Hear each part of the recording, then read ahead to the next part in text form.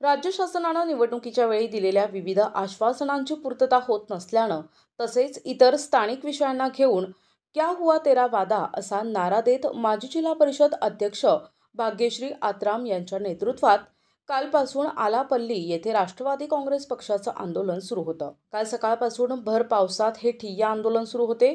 काल अहेरीचे तहसीलदार बालाजी सोमवंशी यांनी भेट देऊन भाग्यश्री आत्राम तथा इतर आंदोलनकर्त्यांना समजावण्याचा प्रयत्न केला, मात्र त्यास यश आलं नाही। आज राष्ट्रवादी काँग्रेस पक्षाचे निरीक्षक अतुल वांदिले, वर्धा जिल्हाध्यक्ष सुनील राऊत हे या आंदोलनात सहभागी झाले होते।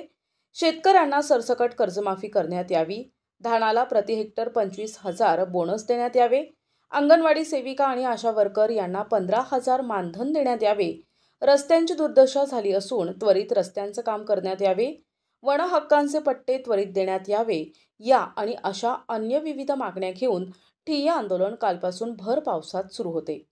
अहेरीचे अप्पर जिल्हाधिकारी संजय आसवले यांनी आज दुपारी आंदोलनस्थळी भेट दिली। तसेच यावेळी तहसीलदार बालाजी सोमवंशी, पोलीस निरीक्षक हर्षल एकरे, सार्वजनिक बांधकाम विभागाचे अधिकारी, विद्युत विभागाचे संवर्ग विकास अधिकारी यांनी भेट घेऊन सर्व आंदोलनकर्त्यांना लेखी आश्वासन दिले। अप्पर जिल्हाधिकारी संजय आसवले यांनी भाग्यश्री आत्राम यांना लिंबू सरबत पाजून ठिय्या आंदोलन थांबविले। यावेळी राष्ट्रवादी महिला काँग्रेसच्या विभागीय अध्यक्षा शाहीन हकीम, युवा नेते ऋतुराज हलगीकर, राष्ट्रवादी कार्यकारी ग्रामपंचायत सदस्य स्वप्नील श्रीरामवार, अब्दुल रहमान यांच्यासह शेकडो महिला आणि पुरुष कार्यकर्ते उपस्थित होते।